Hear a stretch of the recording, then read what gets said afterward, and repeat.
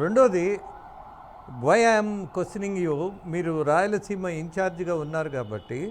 Yes Gopinath, ఒక చిన్న మార్పు కనపడుతోంది కడప జిల్లాలో. కడపకు సంబంధించి ఒక నాయకుడు శ్రీనివాసరెడ్డి ఉన్నారు, అలాగే ఆయన భార్య ఎవరైతే ఉన్నారో మాధవిరెడ్డి, ఆమె మొన్న అసెంబ్లీ ఎన్నికలలో ఎమ్మెల్యేగా ఎన్నుకోబడ్డారు.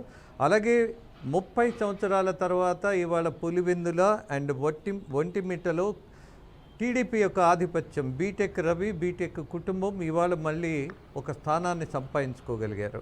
అంటే కడప రాజకీయాల్లో కొంత మార్పు వచ్చే అవకాశం చాలా సూచన స్పష్టంగా కనపడుతుంది. Do you agree with that?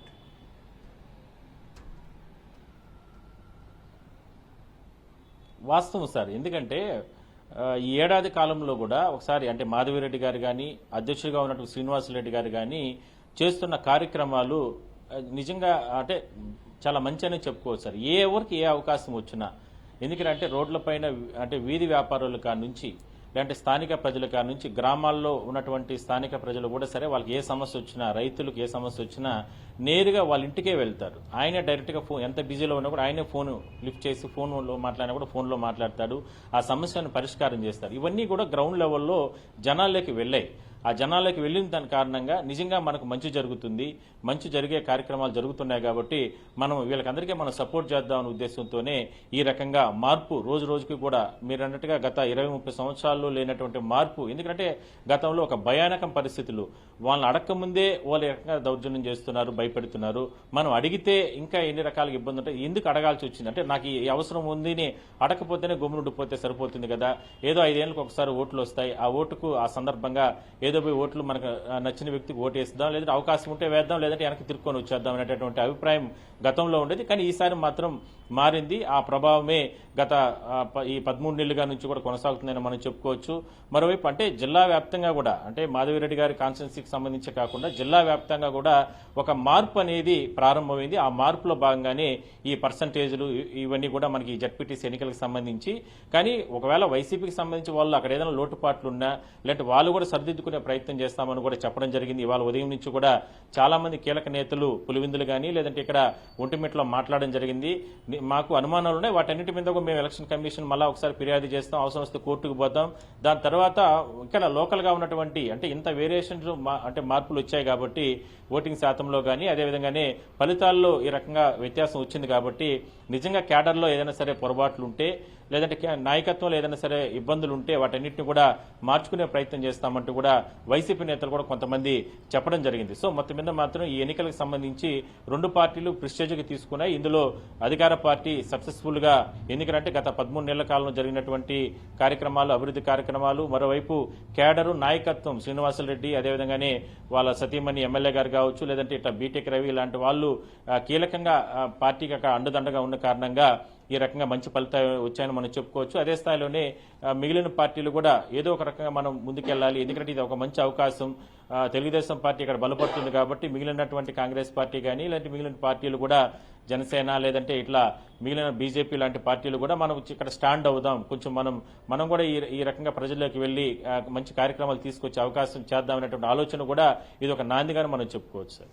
Yes mister Gopinath, మరొక ప్రశ్న ఉన్నది. Because you are also most senior journalist. Pulivendula రాజకీయం ఎప్పుడు ఒక కుటుంబానికి బాగా అనుబంధమై ఉంటుంది. ఒక వాస్తవం మనం గ్రహించాలంటే పులివెందులకు సంబంధించినటువంటి ప్రతి గడపలో వినపడే మాట ఒకటే, భారతీరెడ్డి గారు అండ్ జగన్మోహన్ రెడ్డి గారు వెరీ మచ్ వాళ్ళతోటి కనెక్ట్ అయి ఉంటారని.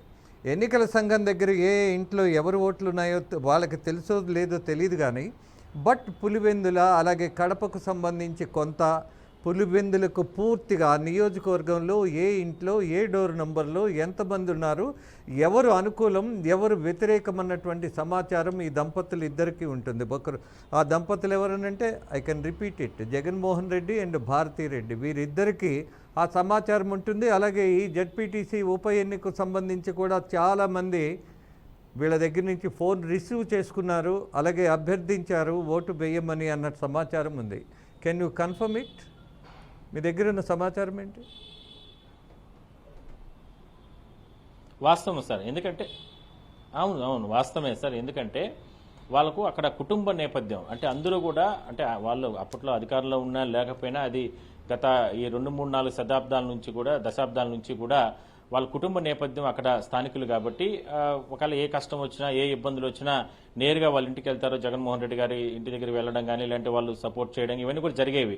కానీ ఈ ఎలక్షన్లకు సంబంధించి అధికార పార్టీ అంటే తెలుగుదేశం పార్టీ చాలా ప్రెస్టేజ్కి తీసుకునేది కాబట్టి జగన్మోహన్ రెడ్డి గారి పేషీ నుంచి కావచ్చు, లేదంటే భారతమ్మ గారే ఆమె స్వయంగా కూడా చాలా మందికి కార్యకర్తలకు, లేదంటే నాయకులకు, లేదంటే పార్టీకి సంబంధించి నమ్మి ఉన్నటువంటి వాళ్ళకందరికీ కూడా ఫోన్లు చేసి చెప్పింది ఈసారి సపోర్ట్ చేయండి. ఎందుకంటే అధికార పార్టీ చాలా ప్రెస్టేజ్గా తీసుకునింది. ఇక్కడ మనకు పరువు పోకుండా అదేవిధంగానే పూర్తి స్థాయిలో మీ అందరూ మద్దతు కల్పించండి. ఇన్నాళ్ళు సపోర్ట్ ఇచ్చింది వేరు, ఈ ఎలక్షన్కి సంబంధించి ఈ జడ్పీటీసీ ఎలక్షన్కి సంబంధించి మీరు చేయాల్సిన సపోర్ట్ ఇవ్వాల్సినటువంటి అంశం వేరు అనే విషయంతోనే ఆమె డైరెక్ట్గా చాలా మందికి ఫోన్లు చేసి కూడా చెప్పినట్లు తెలుస్తా ఉంది. ఆ సమాచారం కూడా ఉంది. చాలా మంది కూడా అదే విషయాన్ని చెప్పడం జరిగింది. భారతమ్మ గారు నాతో మాట్లాడారు, ఇట్లా ఈ ఎలక్షన్ సంబంధించి సపోర్ట్ చేయమని చెప్పినారు అనేటటువంటి, అంటే ఇన్నాళ్ళు జరిగినటువంటి విధానం వేరు, ఈసారి జరిగిన విధానం వేరు కాబట్టి ఆ రకంగా వాళ్ళు కూడా ఫోన్లు చేసి మాట్లాడడం దాంట్లో కూడా తప్పేం లేదు. ఎందుకంటే ఓటర్ని అడిగిన దాంట్లో తప్పేం లేదు సార్. ఆ రకంగానే వాళ్ళు కూడా ఫోన్లు చేసి చెప్పినట్టు తెలుస్తుంది. అదే కాకుండా ఇంకా కేడర్కి నాయకులు కూడా ఏదైతే అవినాష్ రెడ్డి కానీ ఇలాంటి వీళ్ళందరూ కూడా దగ్గరుండి అక్కడ కేడర్ అందరినీ కూడా మొబిలైజ్ చేసినప్పటికీ కూడా ఫలితాలు అనేది మాత్రం ఈ రకంగా రావడం జరిగింది. ఇదే ఇప్పుడు వైసీపీని పెద్ద ఎత్తున అంటే జీర్ణించుకోలేకుండా పోతున్న అంశంగా మనం చెప్పుకోవచ్చు. సో మొత్తం మీద ఫలితాలు ఈ రకంగా రావడానికి గల కారణాలనే దానిపైన మాత్రం మేము విశ్లేషణ చేసుకుంటామంటూ కూడా ఇవాళ ఉదయం పులివెందుల ఫలితాలు వచ్చిన సందర్భంగా అవినాష్ రెడ్డి గారు కూడా ఇంకాసేపటి క్రితం వీడియోను కూడా విడుదల చేయడం జరిగింది. ఆ వీడియోలో కూడా ఆయన చాలా క్లారిటీతో మాట్లాడారు. ఇలాంటిది ఈ ఎన్నికలు ఎట్లా కూడా ఎన్నికలు నిర్వహిస్తారా, అంటే ఇంత ప్రజాస్వామ్యబద్ధంగా ఎన్నికలు మీరు నిర్వహించాలనుకుంటే కేంద్ర బలగాలతో మీరు ఎన్నికలు నిర్వహించాలి కదా, మరి ఈ రకంగా అపవాసం అయ్యే విధంగా మీరు ఎన్నికలు నిర్వహించారంటూ కూడా ఎలక్షన్ కమిషన్ ని ఆయన దుయ్యపట్టారు. అదే స్థాయిలోనే అధికార పార్టీని మీరు అక్రమాలు చేశారు, ఆ రకంగానే మీరు ఒకసారి గెలుచుకున్నారంటూ కూడా ఆయన కూడా తీవ్ర ఆవేదన వ్యక్తం చేయడం జరిగింది. అదేవిధంగానే that is always there Gopi. ఎప్పుడైనా ఓడిపోయినటువంటి పక్షం గెలిచిన పక్షాన్ని ఇలానే విమర్శిస్తూ ఉంటుంది. అందులో ఆధారాలుంటే కోర్టుకెళ్ళి సమ్ టైమ్స్ గెలిచినటువంటి పరిస్థితులు కూడా చూసాం. ఇక మరొక కోణం కూడా కొంతమంది మాట్లాడుతున్నట్టు మనం గమనించినట్టు బాబాయ్ హత్య కేసుకు సంబంధించి కూడా సునీతారెడ్డి ఇటీవల అక్కడ గ్రామాలను సందర్శించడానికి వెళ్ళినప్పుడు వచ్చినటువంటి ఇబ్బంది కూడా తను షేర్ చేయటం, అలాగే సొంత సోదరి షర్మిల మాట్లాడినటువంటిది, అలాగే సునీతారెడ్డి గత ఎన్నికలప్పుడు ఇద్దరు కలిసి ఆ ప్రాంతంలో ఏవైతే ఒక కార్యక్రమాన్ని నిర్వహించారో, విమర్శలు చేశారో, ఇప్పటికీ ఆ జనంలో ఆ మనసుల్లో ఒక బాధ ఉన్నట్టున్నది. బికాజ్ వివేకానంద రెడ్డి అనగానే కొంత ఫాలోయింగ్ ఉన్నది. ఆయన కొంత సంస్కారవంతుడు, అలాగే చాలా కూల్ గై అన్న దాని మీద జనం ఆయన మరణాన్ని జీర్ణించుకోలేనటువంటి పరిస్థితుల్లో పులివెందులలో ఈ విపరీత పరిణామాలు వచ్చాయని భావిస్తున్నాం. Anyhow, thank you for your update mister Gopinath. Thank you Devika.